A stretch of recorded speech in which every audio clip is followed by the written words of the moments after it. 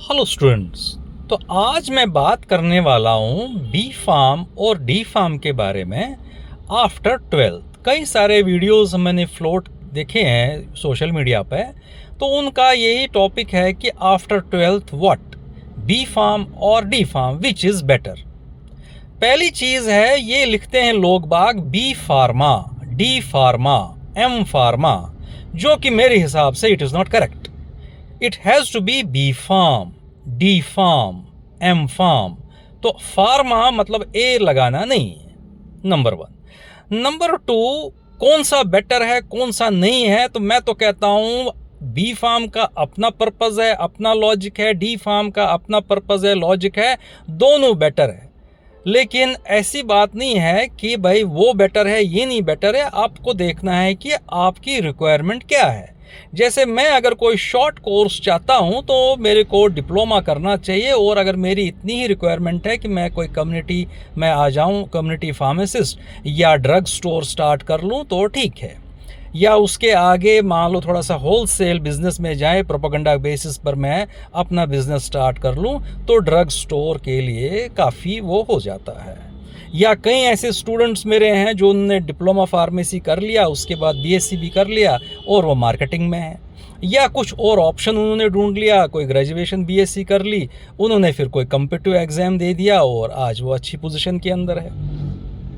B farm का अपना logic है, क्योंकि वो एक ग्रेजुएशन कोर्स है, जो आगे पढ़ सकता है या पढ़ना चाहता है वो उसके लिए बी फार्म है, जो कि ड्रग स्टोर या कम्युनिटी फार्मेसी में नहीं जाना चाहता है। तो उसके बाद चाहे वो बी फार्म करके ग्रेजुएशन करके या तो फार्मेसी में ही कुछ करे, पीजी में जाएं, या उसके बाद उसके और ऑप्शंस हैं, जैसे एमबीए कर लेगा, ये जो हेल्थ केयर मैनेजमेंट में, हॉस्पिटल मैनेजमेंट में, उस लाइन में जाएं। अगर रिसर्च का ही उसका है तो फिर पीजी पीएचडी में चला जाए वो फार्मेसी के अंदर।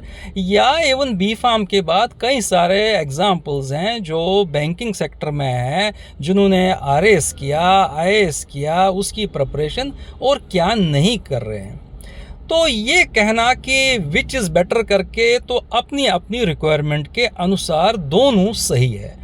दूसरी चीज़ जो अब नई पॉलिसी अब आ जाएगी, मैंने पिछले एक बार वीडियो में भी कहा था, जैसे मैंने एडमिशन ले लिया फार्मेसी में, अगर मेरे को समझ में आ रहा है कि 2 साल मैं ज़्यादा कंटिन्यू कर सकता है, मैं एग्ज़िट कभी भी कर सकता हूँ। जैसे 2 साल के बाद मैंने एग्ज़िट कर लिया, मेरे को डिप्लोमा की ये जो डिग्री मिल जाएगी।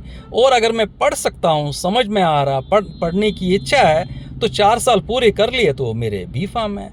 यानी कि कोई ऐसा कंपल्शन नहीं है, मैं कभी भी एग्ज़िट कर सकता हूँ। तो मेरे विचार से कंपैरिजन इनका करना उचित नहीं है। डी फार्म की अपनी जगह है, बी फार्म की अपनी जगह है, तो दोनों अपने अपने हिसाब से सही है। सिर्फ आपको अपनी आवश्यकता, आपकी रिक्वायरमेंट, आपकी क्षमता और आगे आपने क्या गोल सेट कर रखा है, उस हिसाब से हमें ये चीज़ें देखनी चाहिए। Thank you.